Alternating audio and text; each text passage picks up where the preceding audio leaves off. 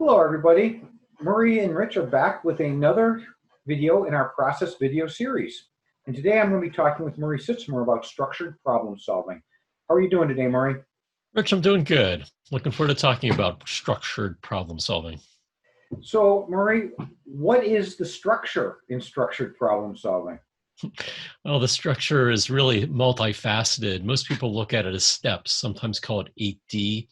8D sounds like a lot, right? Are there a lot of steps? Well, you could strip off a couple of them, and the core of structured problem solving is getting a group of people knowledgeable, identifying what the problem is, defining it, getting to the cause, and then implementing a solution that impacts that cause. Further than that, keeping it in place, some stroking of the team, because you want to develop a culture of doing that kind of thing. Okay. So you mentioned group and you mentioned team. Why is that so important in problem solving? Wouldn't it be quicker if I just did it myself?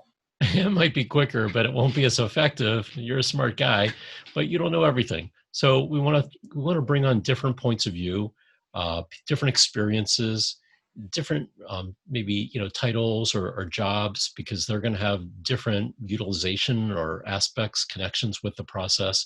Also, think about diversity of working styles, of communication styles, and then finally buy-in. We want the people involved. So 1 is not ideal, 20 isn't ideal either. So probably something closer to 1, 2, 3 is practical and healthy. Okay. And Murray, if this is the best practice, why isn't everybody doing this? What's the challenge with this? Well, that is the $1,000,000 question. So I'll tell you what I think. I think it gets a bad rap. Sometimes we throw these tools and it gets fancy names, and then people get a little bit overwhelmed. Sometimes it's the time and management freeing up resources because they may not believe in the return on investment of not just troubleshooting, but actually getting to a cause, leveraging across the organization. There is a lot of high value. So I think it's people outside the quality organization don't grasp it yet. And that's something that the Luminous group really helps with, is helping people see the tool for its worth and not be overwhelmed by it.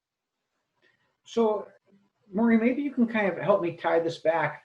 One of our earlier videos was about FMEA. And so how do structured problem solving and the FMEA tie together? They're pretty similar, because at the core of both is cause, right? And FMEA, we're looking at what causes cause of failure mode, or could cause potentially, and then try to control them. In problem solving, it's kind of like the inverse. Well, surprise, the problem that you didn't prevent now has occurred. Well, maybe you didn't know how to prevent it or what could cause it. Now you're going to put it under the microscope and explore that. After you do that, build it back into the FMEA. So the next sister or next generation of that product or process will have those controls in place. You'll learn from problem solving and build that into the organizational structures. So these two, the FMEA and the structured problem solving, sort of feed into each other in a loop or a continuous feedback process.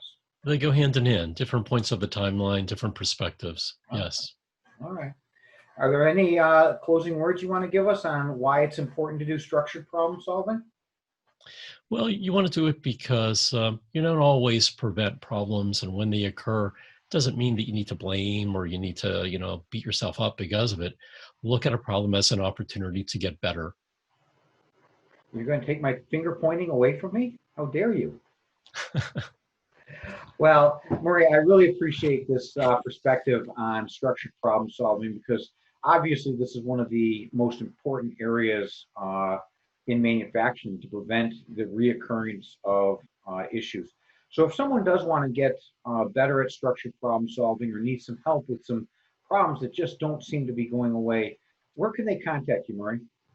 Well, glad to talk with you. You can reach out, catch us through our website, which is www.luminousgroup.com. That's LUMINOUSGROUP.com, or phone number 248-538-8677. There's some articles on our web. We just added a new section called self-learning and some blogs, and a number of resources available. Be glad to talk with you. All righty. Well, Murray, I really appreciate your insight, and we'll be talking soon. Our next video is going to be on continuous improvement, so another related topic. Talk to you soon. Thanks. Bye. Bye-bye.